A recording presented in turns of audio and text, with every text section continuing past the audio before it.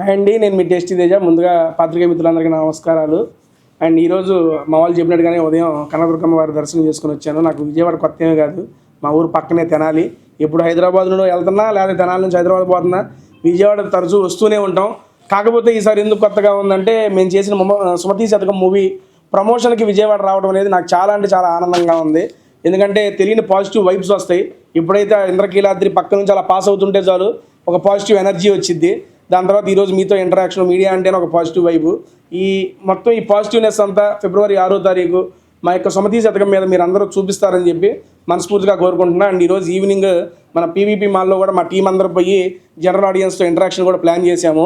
And నేను రాత్రి eat స్ట్రీట్కి కూడా వెళ్ళొచ్చాము. బేసిక్గా తేజగాడు అంటే ఫుడ్, మరి విజయవాడలో ఫుడ్ ఆడ బాగుంటుంది, మన ఈట్ స్ట్రీట్ వరుస పెట్టి ఈ మూల మొదలుపెట్టి ఆ మూల దాకా మొత్తం అన్ని కవర్ చేసుకుంటూ వెళ్ళిపోయాం. పాపం పాపకు అన్న మంటెక్కిందంట స్పైసీ. పాపం అమ్మాయి మన స్పైసీ తగ్గదు, ఏం పర్లేదని మొత్తం బొంగు చికెను, చిట్టి ఇడ్లీలు. ఏమేమి తిన్నావు పాప?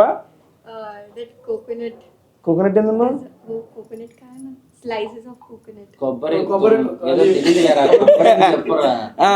కొబ్బరి తిన్నా. కొబ్బరి తినని చూద్ది బాగుందమ్మా. చూద్దాగా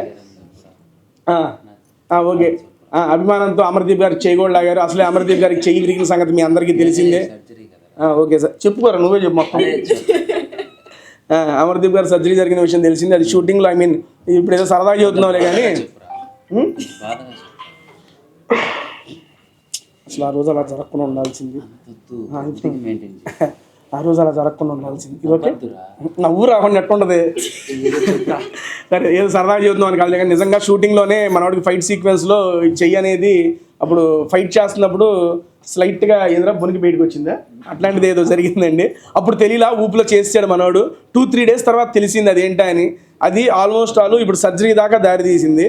నేను నవ్వుతూ సరదాగా నేను చెబుతున్నావులే కానీ చాలా సీరియస్ ఇంజురీ. మీరు బీబీ జోడి అది చూస్తూ ఉంటే చెయ్యి కట్టేసుకొని డ్యాన్స్ చేస్తున్నాడు, గమనించారా? ఓకే, కెమెరాలు కూడా అటు ఇటు ఊపితే చూసేవని నాకు అర్థమైంది. ఓకే, ఆ రకంగా సినిమాకి తన డెడికేషన్తో కష్టపడి ఒక మంచి ప్రాజెక్ట్ని మీ అందరి ముందుకు తీసుకొస్తున్నాం. అండ్ నెక్స్ట్ ఇందులో ముఖ్యంగా చెప్పాలంటే ఈ యొక్క సక్సెస్కి బేసం వేసింది మా డైరెక్టర్ గారు. ఎప్పుడైతే ఆ స్టోరీ లైన్ అనేది ఆయనకి తట్టిందో అదే సక్సెస్. ఓపెన్గా చెబుతున్నానండి, ఇప్పుడు దాకా ఎవరైనా కానీ చాలా చోట్ల మీరు క్లైమాక్స్ని గెస్ట్ చేయలేరు, విలన్ తెలుసుకుని అవన్నీ అంటూ ఉంటారు. అదేం లేదు, ఇంటర్వెల్ని ఎవరో గెస్ట్ చేయలేరు. 1:10 నిమిషాలకి ఇంటర్వ్యూలు వచ్చింది, 9 నిమిషంలో కూడా ఆ లాస్ట్ 1 మినిట్ ఏమైంది అనేది మీరు అస్సలు గెస్ట్ చేయలేరు. అదే ఈ సినిమాకి ఆయువు పట్టు. ట్రైలర్ చూస్తే ఆల్మోస్ట్ చిన్న హింట్స్ ఉంటాయిలే కానీ డీకోడ్ చేయాలి అది మీరే. బట్ ఒక మంచి ఎక్స్పీరియన్స్ మీ ఫ్యామిలీ ఫ్రెండ్స్తో వచ్చి ఈ మూవీని చూసి మా అందరినీ ఎంకరేజ్ చేస్తారని మనస్ఫూర్తిగా కోరుకుంటున్నా. ఫైనల్గా ఒక మాట, ఫిబ్రవరి 6 మా సుమతి శతకం వస్తుంది. ప్లీజ్ మీ ఆశీర్వాదం మాకు ఇవ్వండి. Thank you so much.